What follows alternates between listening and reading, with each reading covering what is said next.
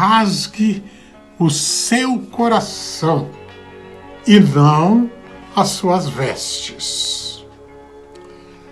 Os escritos de Joel,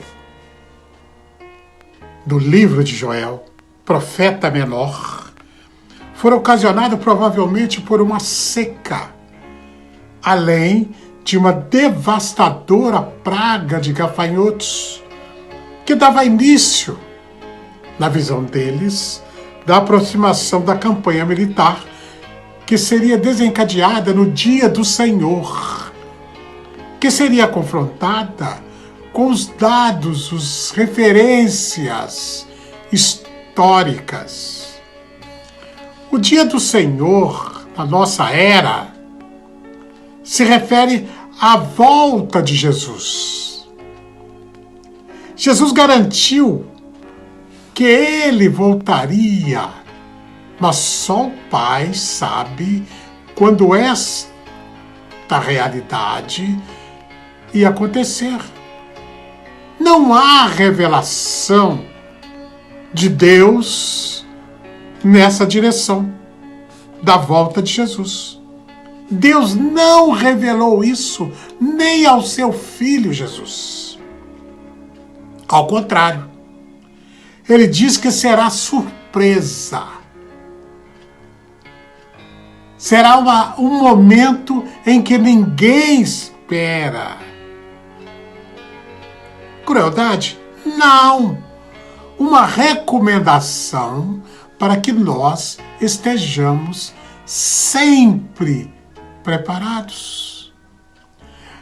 Que os sinais que vemos não significam o fim, mas o princípio das dores, como declara, como registra o livro de Mateus, capítulo 24, versículos 36 a 39,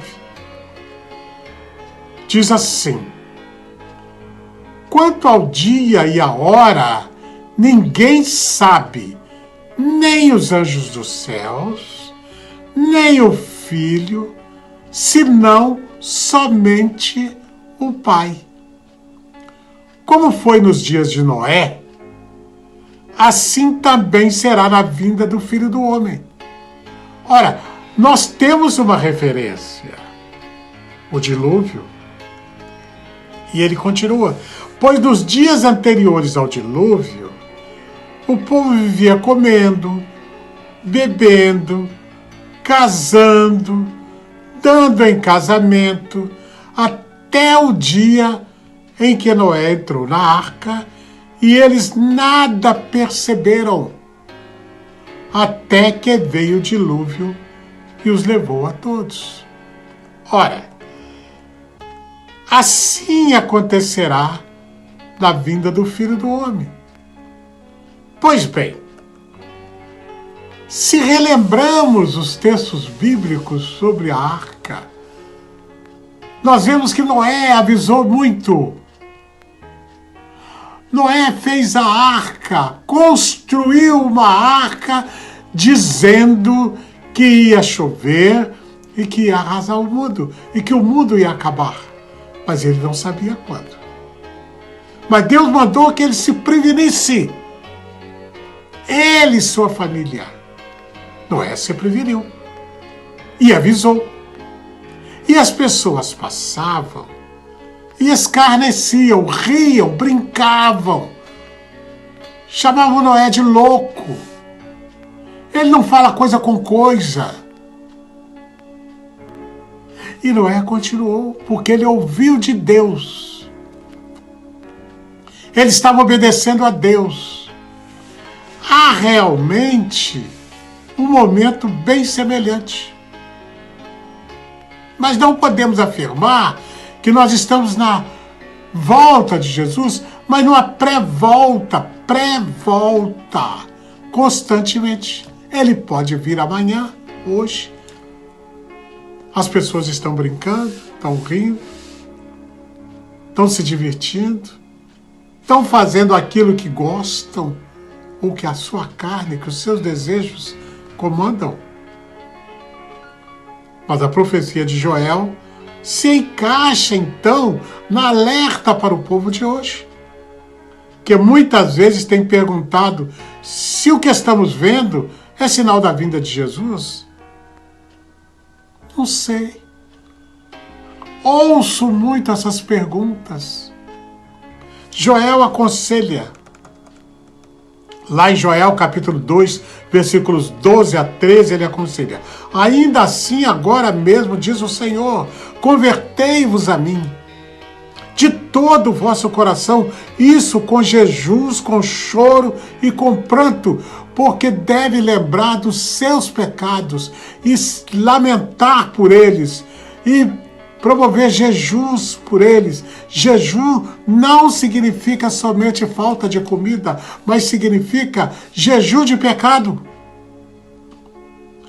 Lamentando por terem se enganado e se deixado enganar por Satanás.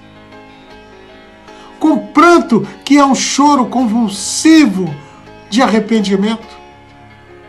Reconhecendo que cada um que não tem feito o que não tem feito, e faça a partir de agora.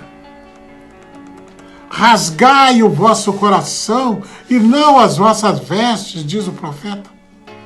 E convertei-vos ao Senhor vosso Deus, porque Ele é misericordioso, é compassivo, é tardio em irar-se e grande em benignidade, e se arrepende do mal. Não que Deus se arrepende do que tenha feito, mas Ele perdoa o mal. Ele fala de rasgar o coração e não as vestes, como era costume dos povos antigos que se arrependiam à época. Rasgar o coração significa abrir o coração. É uma paráfrase quando a gente diz rasga o verbo, fala a verdade. Rasga o coração, abra a sua mente, abra o seu coração, fala a verdade. Rasgar as vestes, parem de falar e façam o que falam. Parem de falar demais. Parem de falar que Deus é isso, Deus é aquilo, Deus é bom, Deus está protegendo, Deus está abençoando. São falácias, são palavras que não saem do coração, saem apenas dos lábios. Porque Deus tem amor suficiente para perdoar. Abra o coração. E, se possível, se não vai prometer a Deus o que não vai cumprir, fique calado, não fale. Faça um apelo ao seu coração para que ele se rasgue diante do Senhor. Fale a verdade. Porque Deus tem amor suficiente para perdoar, sim. Um coração arrependido que procura o caminho que leva de volta a Deus.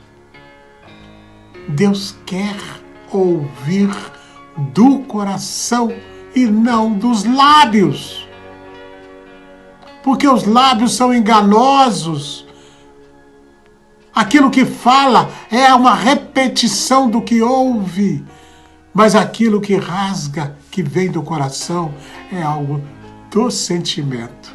Que Deus te abençoe, que aprenda a falar menos e agir com o coração arrependido diante de Deus.